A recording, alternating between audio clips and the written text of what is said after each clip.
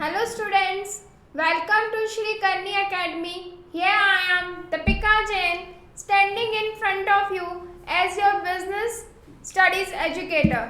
कैसे हैं आप सब लोग? I hope so अच्छे ही होंगे. हमने हमारी प्रीवियस क्लासेस में business organisations, type of business organisation यानी कि व्यावसायिक संगठन के विभिन्न स्वरूपों के बारे में पढ़ा. इसके बाद हमने एक नया टॉपिक पढ़ा कि हम बिजनेस ऑर्गेनाइजेशन को और किस तरीके से विभाजित कर सकते हैं या डिवाइड कर सकते हैं. तो व्यावसायिक संगठनों को हम सरकारी और निजी क्षेत्रों में भी विभाजित कर सकते हैं. यानी व्यवसाय को अगर हम दो क्षेत्रों में बांटें तो दो तरीके के व्यवसाय हमें देखने को मिलेंगे, एक सरकारी क्षेत्र और एक निजी क्षेत्र यानी पब्लिक एंटरप्राइजेज एंड प्राइवेट के बहुत सारे ऑर्गेनाइजेशन स्ट्रक्चर्स थे जिनके बारे में हमने पढ़ा था. लास्ट वीडियो में हमने डिस्कस किया था निजी, सार्वजनिक और भूमंडलीय उपकरण कौन कौन से होते हैं. यानी अगर हम हमारी भारत की अर्थव्यवस्था को देखते हैं तो हमें दो क्षेत्रों में अपनी अर्थव्यवस्था को वर्गीकृत किया जा सकता है कि भारत की जो अर्थव्यवस्था थी वो एक मिश्रित अर्थव्यवस्था थी. तो यह निजी और सार्वजनिक दोनों प्रकार के उपक्रम या उद्योग कार्यरत हैं. कल का जो हमारा लास्ट वीडियो था उसके अंदर हमने सार्वजनिक उपक्रमों के बारे में पढ़ा था यानी कि पब्लिक एंटरप्राइजेस के बारे में.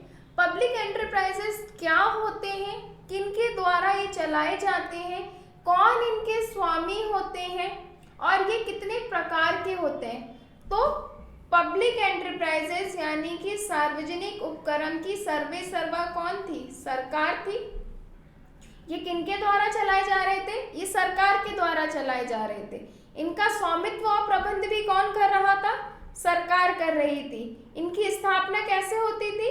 इनकी स्थापना सरकार के किसी विभाग या किसी अधिनियम के अंतर्गत की जाती थी. हमने इसके कुछ स्वरूपों के बारे में भी पढ़ा था. विभागीय उपक्रम, वैधानिक निगम और सरकारी कंपनी. सार्वजनिक क्षेत्र में तीन प्रकार के औद्योगिक संगठन काम करते हैं या तीन प्रकार के उद्यम हो सकते हैं, जिसमें से एक कल हमने पढ़ा था जो था विभागीय उपक्रम. आज के हमारे जो दो टॉपिक हैं वो है वैधानिक निगम और सरकारी कंपनियां. सार्वजनिक क्षेत्र में विभागीय उपक्रमों के साथ साथ वैधानिक निगम और सरकारी कंपनियां भी होती हैं. अब वैधानिक निगम और सरकारी कंपनियां क्या काम करती हैं, ये किस तरीके से चलाए जाते हैं, ये क्या होते हैं, इनकी परिभाषा क्या होती है, इनकी लाभ और सीमाएं क्या हैं, ये सारी चीजें हम आज की वीडियो में डिस्कस करेंगे. यानी आज की हमारी जो पूरी क्लास होने वाली है वो इन्हीं दो टॉपिकों के आसपास होगी. तो सबसे पहला टॉपिक है हमारे सामने आता है वो है वैधानिक निगम. तो वैधानिक निगम वे सार्वजनिक उद्योग होते हैं जिनकी स्थापना संसद के अधिनियम द्वारा पारित की जाती है. यानी कि जिनकी स्थापना किसके द्वारा की जाती है? संसद के अधिनियम के द्वारा की जाती है. तो विभागीय उद्गम और वैधानिक निगम दोनों की परिभाषा से इन दोनों के अंतर बहुत क्लियरली समझ में आते हैं. कल हमने पढ़ा था विभागीय निगम या विभागीय उद्योग या विभागीय उपक्रम. वो क्या थे? जो मंत्रालय का ही एक भाग या उसका विस्तार होते थे. जबकि वैधानिक निगम क्या होते हैं? वैधानिक निगम संसद के द्वारा पारित किसी विशेष अधिनियम के अंतर्गत स्थापित होते हैं. यानी इनकी स्थापना किसके द्वारा की जाती है? संसद के द्वारा पारित विशेष अधिनियम के द्वारा.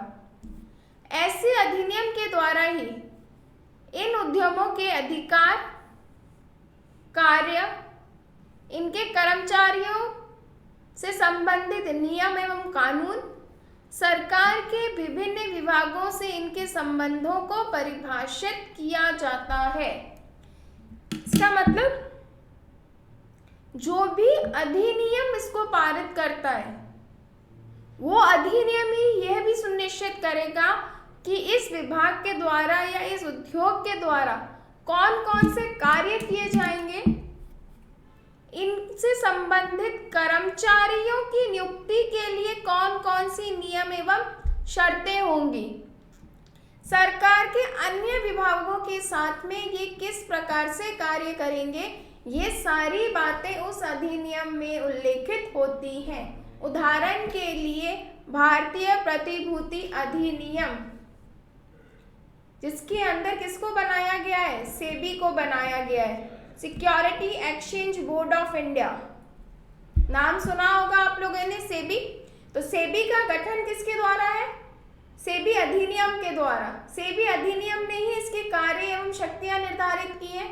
सेबी के अधिनियम के द्वारा ही इसके कर्मचारियों की नियुक्ति के लिए प्रावधान किया गया है। तो इस प्रकार से वैधानिक निगम जिनका निर्माण किसी संसद के अधिनियम के द्वारा किया जाएगा और वही अधिनियम इसकी कार्य एवं शक्तियां, कर्मचारियों से संबंधित नियम एवं कानून और सरकार के साथ इसके संबंधों को भी परिभाषित करेगा। यानी कि यही निर्धारित करेगा कि कौन सा विभाग क्या कार्य करेगा। अगर हम इसकी विशेषताओं की बात करें तो वैधानिक निगम की सबसे बड़ी विशेषता यही है कि इसको संसद के अधिनियम द्वारा बनाया जाता है। इसकी स्थापना किसके द्वारा होती है, संसद द्वारा पारित अधिनियम के द्वारा।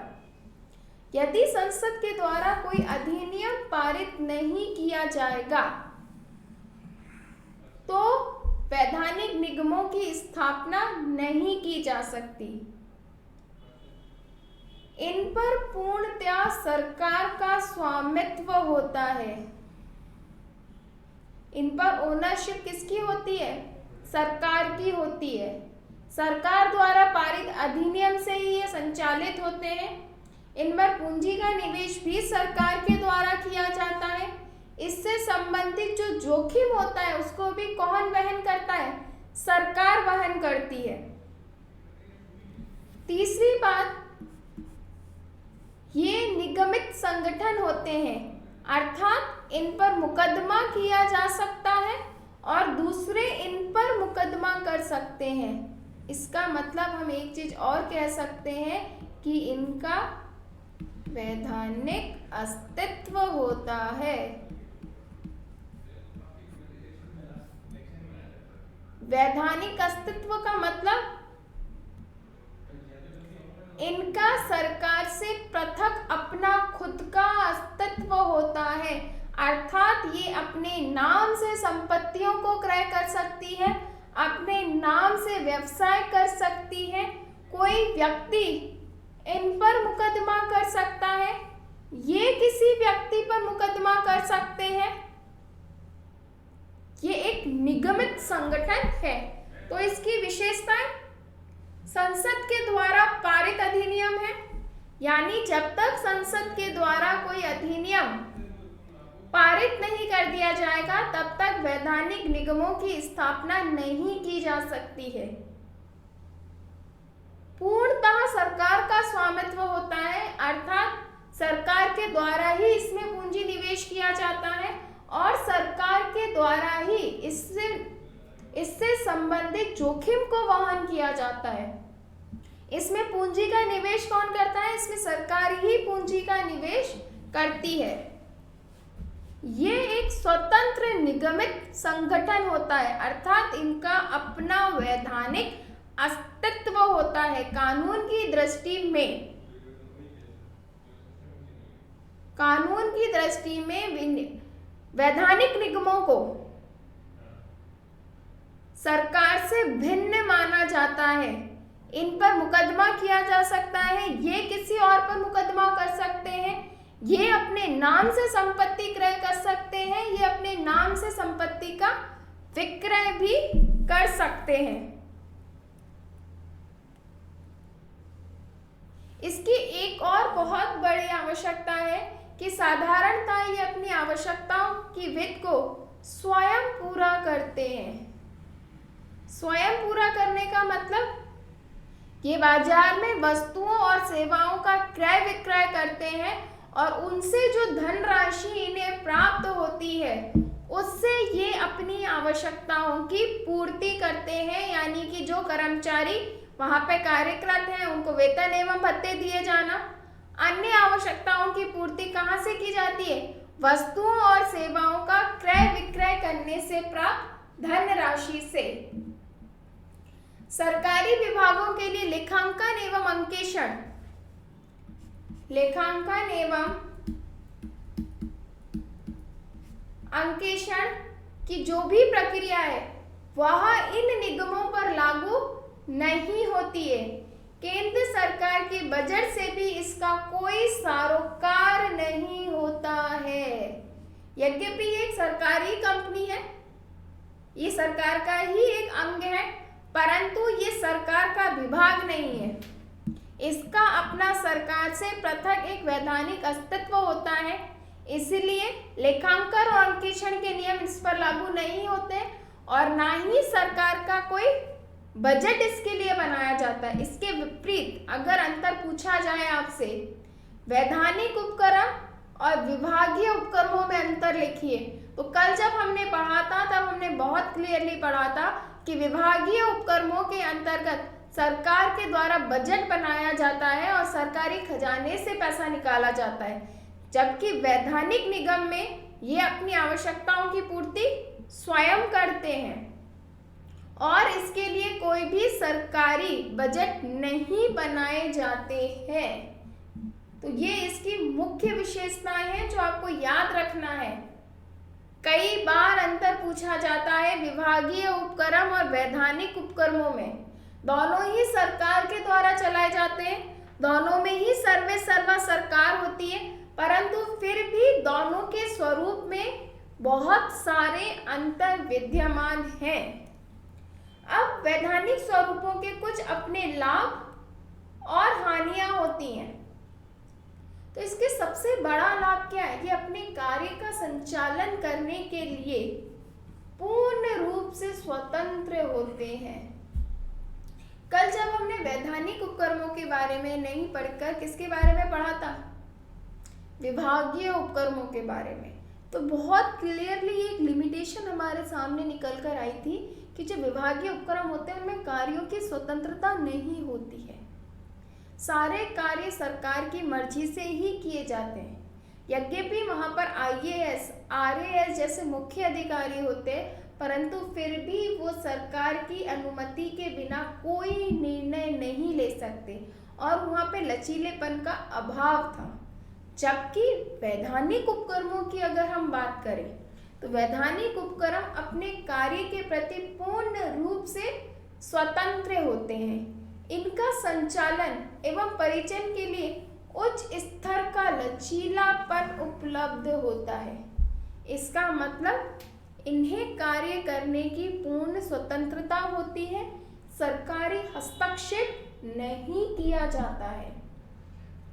ये स्वायत्त संगठन होते हैं, इसीलिए अधिनियम द्वारा प्रदत्त अधिकारों की परिधि में रहकर ये अपने नीतियों और प्रक्रियाओं का निर्धारण कर सकते हैं। क्योंकि ये स्वतंत्र संगठन है, इसका गठन अधिनियमों के द्वारा किया गया है, इसीलिए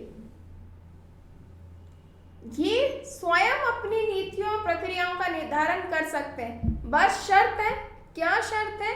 कि ये उस अधिनियम के प्रावधानों का उल्लंघन नहीं कर सकते हैं। यानी अधिनियम ने जो गाइडलाइन, जो प्रोविजंस इन्हें दिए हैं, उसमें रहते हुए ये स्वयं अपनी नीतियों और प्रक्रियाओं का निर्धारण कर सकते हैं। वैधानिक निगम आर्थिक विकास का एक मूल्यवान उपकरण है। आर्थिक विकास करने के संदर्भ में अगर हम वैधानिक निगमों की बात करें तो ये बहुत मूल्यवान उपकरण होते हैं। क्यों? क्योंकि एक तो ये उपभोक्ताओं को सस्ती दरों पर, कम कीमतों पर वस्तु और सेवाएं उपलब्ध करवाते हैं। इनका अपना वैधानिक अस्तित्व होने के कारण सरकारी हस्तक्षेप कम होता है, जिसके परिणाम स्वरूप आर्थिक विकास में बहुत अधिक सहायता प्राप्त होती है।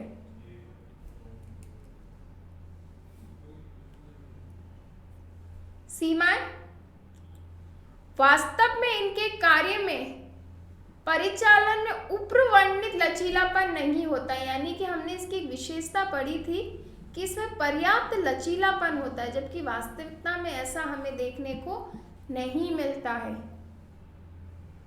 इनके प्रत्येक कार्य नियम एवं कानून के अनुसार ही होते हैं। मैंने अभी हाल आपको बताया था कि ये अपनी मर्जी से मन मर्जी से कार्य नहीं कर सकते, इन्हें कार्य करने की स्वतंत्रता तो होती है, परंतु ये कोई भी ऐसी नीति या नियम नहीं बना सकते जो उस अधिनियम के विरुद्ध हो जिस अधिनियम के अनुसार इसकी स्थापना की गई है या जिस अधिनियम के अंतर्गत इसका गठन किया गया है। उदाहरण के लिए, अगर कोई जीएसटी ऑफिसर है, गुड्स एंड सर्विस टैक्स का कोई अधिकारी है, कोई ऑफिसर है, वो कोई भी ऐसा नियम नहीं बना सकता जो जीएसटी एक्ट के विपरीत हो, यानी जो जीएसटी अधिनियम के विपरीत हो। तो इन्हें कानून की परिधि में रहकर ही कार्य करना होता है, इसीलिए इनमें लचीलेपन का अभाव देखने को मिलता है। इनके प्रत्येक महत्वपूर्ण निर्णयों एवं कार्यों में भारी धन राशि का व्यय होता है। सबसे बड़ा इसका जो डिसएडवांटेज है कि इसको कार्य करने के लिए अत्यधिक धन राशि की आवश्यकता होती है और सदा सरकारी एवं राजनीतिक हस्तक्षेप बना होता है। प्राय ये हमें पता है कि इसका गठन अगर सरकार के द्वारा किया गया है तो राजनीतिक हस्तक्षेप या सरकारी हस्तक्षेप तो सुनिश्चित है। तो ये इसकी बहुत बड़ी सीमा है कि ये कार्य करने के लिए पूर्ण रूप से स्वतंत्र नहीं हो पाते हैं। यही सीमा हमने किसमें पढ़ी थी? हमने कल जब विभागीय उपक्रमों को पढ़ा था तब भी यही सीमा निकल कर आई थी कि विभागीय उपक्रमों में भी राजनीतिक हस्तक्षेप के कारण वो सफलता प्राप्त नहीं कर पाते हैं। तो इसकी जो मुख्य सीमाएं थी, लचीलेपन का अभाव होता है क्योंकि सारे कार्य कानून के दायरे में रहकर यानी कि कानून की परिधि में रहकर करने पड़ते हैं। अत्यधिक व्ययशील है, इसके लिए हमें अत्यधिक धन राशि की आवश्यकता होती है। सदा सरकारी एवं राजनीतिक हस्तक्षेप बना हुआ होता है।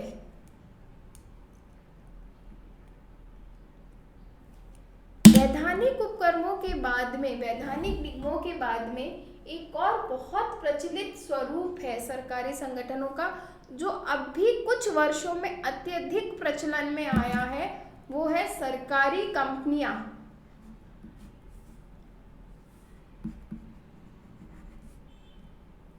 बहुत इम्पोर्टेंट टॉपिक होता है हमारे लिए सरकारी कंपनियां, कि सरकारी कंपनियां कौन होती हैं, इनका गठन किस प्रकार से किया जाता है, ये किस प्रकार से अपने कार्यों का संचालन करती हैं। तो सरकारी कंपनी, अगर हम इस शब्द को ढंग से देखें या ध्यानपूर्वक पढ़ें तो सरकारी कंपनी में दो शब्द मिलकर बन रहे हैं। पहला है सरकारी और दूसरा है कंपनी। साधारण शब्दों में वो कंपनी जिसका मालिक कौन है, सरकार है, उसको क्या कहा जाएगा, सरकारी कंपनी। पर कंपनी क्या होती है?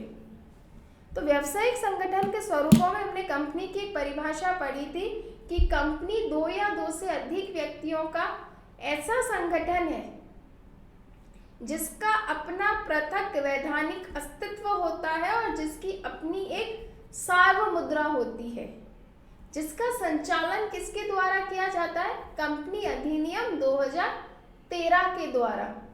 तो सरकारी कंपनियों के लिए भी हमें यही चीज याद रखनी है कि इन कंपनियों की स्थापना किसके अंतर्गत की जाती है। इस कंपनी की स्थापना भारतीय कंपनी अधिनियम 2013 के अंतर्गत की जाती है।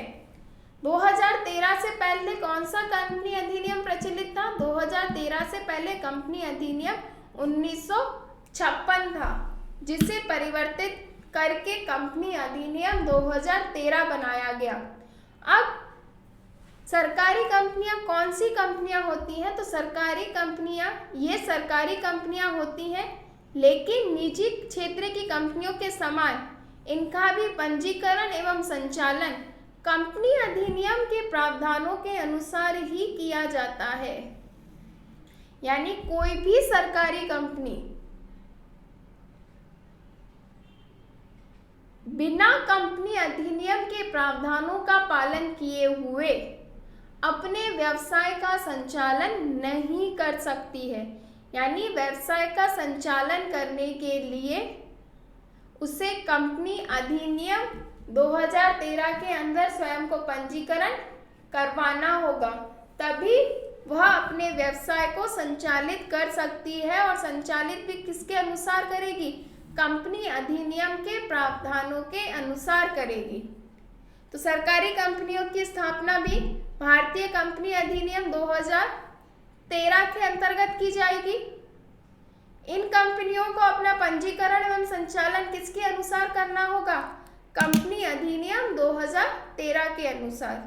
तो कंपनी अधिनियम 2013 ने भी सरकारी कंपनियों को परिभाषित किया है। यानी कंपनी अधिनियम 2013 की धारा 2 और उपधारा 45 सेक्शन 2 एंड सबसेक्शन 45 ने भी एक गवर्नमेंट कंपनी यानी सरकारी कंपनियों को परिभाषित करते हुए क्या कहा कि एक सरकारी कंपनी वो कंपनी है जिसकी कम से कम 51% चुकता पूंजी यानी उसकी पेड अप कैपिटल का एटलीस्ट 51% हिस्सा या तो केंद्र सरकार के पास हो या फिर राज्य सरकारों के पास हो या फिर कुछ हिस्सा केंद्र के पास और शेष हिस्सा एक या एक से अधिक राज्य सरकारों के पास में हो, तो उसे कंपनी सम्मिलित है, तो उसे क्या माना जाएगा? कंपनी माना जाएगा। और उसमें ऐसी कंपनी को भी सम्मिलित किया गया है जो किसी सरकारी कंपनी की सहायक कंपनी है। तो कंपनी अधिनियम 2013 की परिभाषा को अगर हम ध्यान से पढ़ें तो सरकारी कंपनी किसे कहते हैं? सरकारी कंपनी ऐसी कंपनी को कहते हैं जिसके मोर देन 51% शेयर्स किसके पास में है? या तो केंद्र सरकार के पास में या राज्य सरकार के पास में या कुछ केंद्र सरकार के पास में और बाकी एक या एक से अधिक राज्य सरकारों के पास में है। सरकारी कंपनियों में सरकारी कंपनी की सहायक कंपनियों को भी सम्मिलित किया गया है। अगर हम इस परिभाषा को ध्यान से पढ़ते हैं तो हमें एक बात का बहुत अच्छे से पता चलता है कि सरकारी कंपनियों के अंदर अंशधारक कौन होता है? सरकार होती है। अगर केंद्र सरकार के द्वारा ये सारे अंशों का क्रय किया गया है तो अंशधारक के रूप में राष्ट्रपति को माना जाएगा।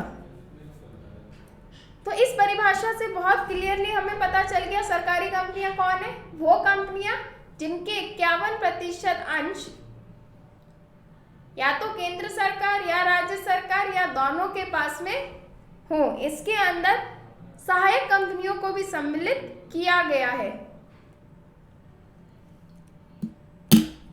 सरकारी कंपनियों की विशेषताएं, बाय डिफॉल्ट जो विशेषताएं कंपनी की थी वो सारी की सारी विशेषताएं, वो सारे के सारे तत्व किसमें सम्मिलित हो जाएंगे? स्वतः ही अपने आप ही सरकारी कंपनियों के अंदर आ जाएंगे। यानी जो विशेषताएं हमने व्यावसायिक संगठन के स्वरूप में कंपनी की पढ़ी थी वो सारी विशेषताएं एक सरकारी कंपनी में भी होंगी। तो सबसे पहली इसकी जो विशेषता है वो है भारतीय कंपनी अधिनियम 2013 के अंतर्गत स्थापित होना। यानी सरकारी कंपनी की स्थापना किसके अंदर की जाती है? कंपनी अधिनियम 2013। अब कई बार बच्चे एक प्रश्न ये पूछते हैं, मैम 2013 तो अभी आया है, तो क्या इससे पहले कोई सरकारी कंपनी नहीं बनी थी? या इससे पहले क्या सरकारी कंपनियां जो थीं वो इस अधिनियम के आने के बाद बंद हो गई? तो नहीं। भारतीय कंपनी अधिनियम में ये कहा गया है कि सरकारी कंपनी या कंपनी से तात्पर्य ऐसी कंपनी से है जिसकी स्थापना या तो 2013 में की गई है, इसके अंतर्गत या इससे पूर्व में प्रचलित किसी अन्य अधिनियम में की गई है। यानी सरकारी कंपनी में या तो वो कंपनी अधिनियम 2013 के अंतर्गत स्थापित हो या किस में स्थापित हो, वो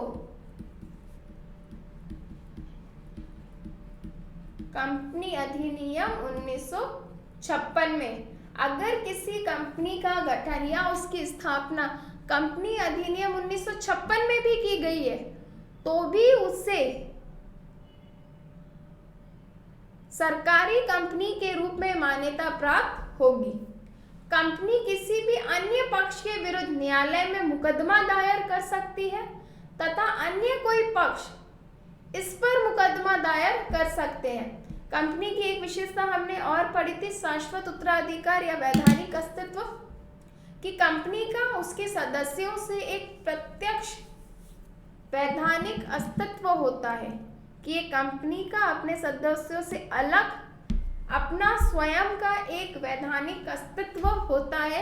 इसका मतलब वो चाहे तो अन्य व्यक्तियों के विरुद्ध न्यायालय में मुकदमा दायर कर सकती है और अन्य कोई पक्ष इसके विरुद्ध भी मुकदमा दायर कर सकते हैं। ये चाहे तो अपने नाम से संपत्ति का क्रय कर सकती है, अपने नाम से संपत्ति का विक्रय कर सकती है, कंपनी अनुबंध कर सकती है, अपने नाम से संपत्तियों का क्रय और विक्रय कर सकती है। कंपनी के संबंध में एक बात बहुत प्रचलित है कि if all the shareholders of a company is die the company is alive. मतलब यदि किसी कंपनी के सभी अंशधारकों की मृत्यु हो जाती है तो भी कंपनी जीवित रहती है, क्योंकि कंपनी का उसके सदस्यों से पृथक वैधानिक अस्तित्व और शाश्वत उत्तराधिकार होता है। इसका मतलब कंपनी को एक अकृत्रिम व्यक्ति माना गया है, कि कंपनी एक कृत्रिम व्यक्ति है। वो अन्य व्यक्तियों की भांति किसी और पर मुकदमा दायर कर सकती है, कोई और कंपनी पर मुकदमा दायर कर सकता है, कंपनी अपने नाम से अनुबंध कर सकती है, अपने ही नाम से संपत्तियों का क्रय विक्रय कर सकती है।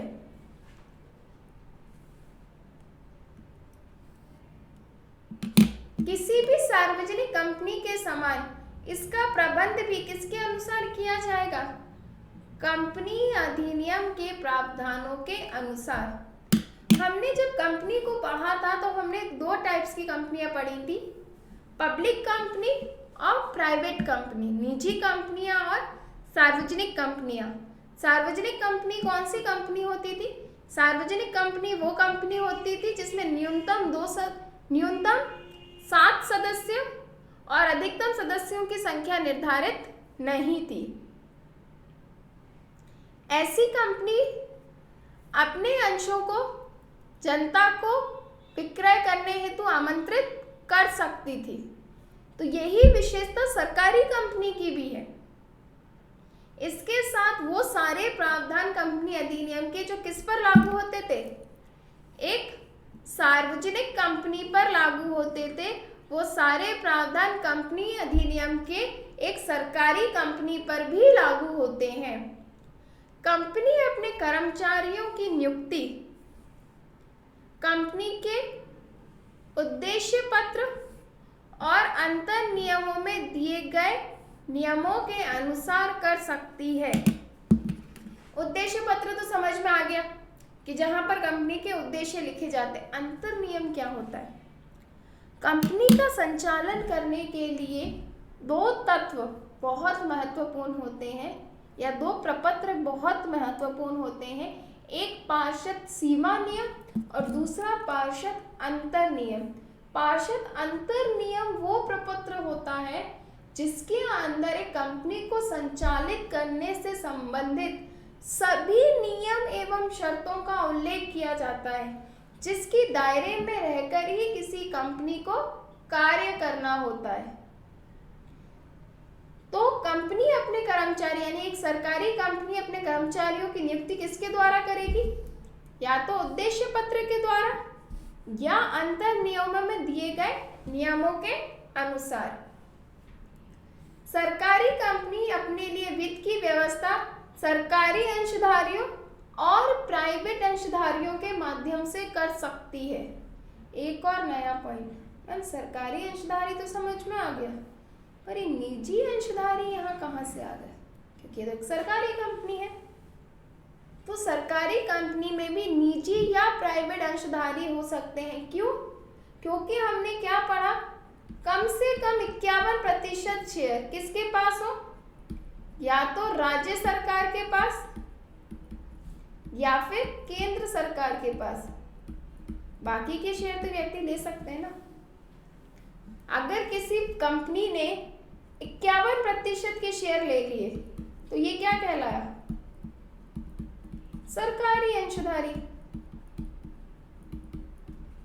बाकी के बचे हुए 49% वो किसी ए नाम के व्यक्ति ने खरीद लिए, तो ये ए नाम का व्यक्ति कौन कहलाएगा? प्राइवेट अंशधारी, यानी कि प्राइवेट शेयर होल्डर। तो एक सरकारी कंपनी में अंशधारी दोनों प्रकार के हो सकते हैं, सरकारी अंशधारी भी और व्यक्तिगत या निजी या प्राइवेट अंशधारी भी। सरकारी अंशधारी कौन होगा? या तो केंद्र सरकार या राज्य सरकार या दोनों। और प्राइवेट अंशधारी मतलब जो सरकारी अंशधारी नहीं है।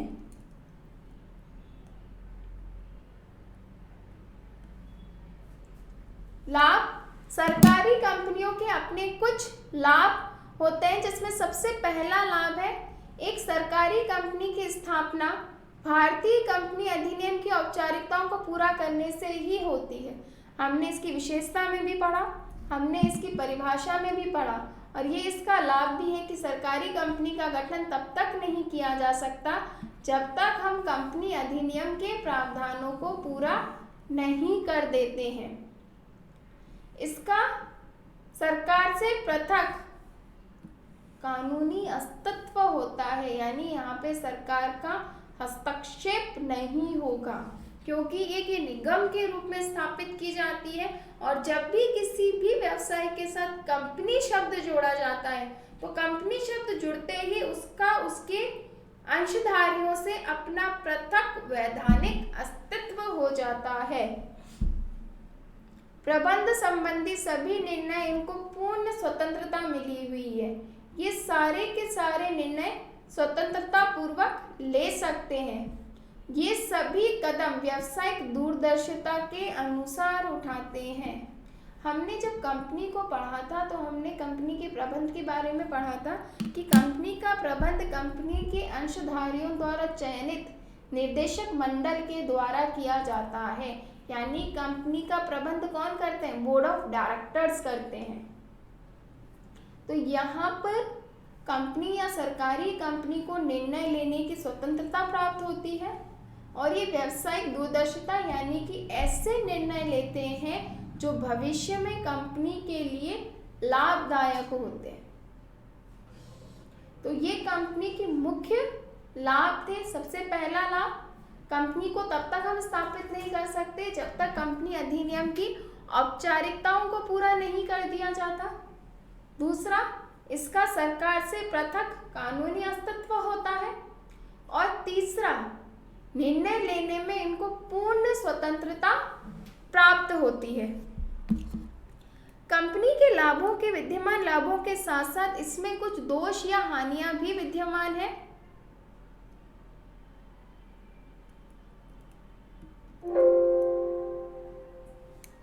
सर 1 मिनट बात कर लेना इसको।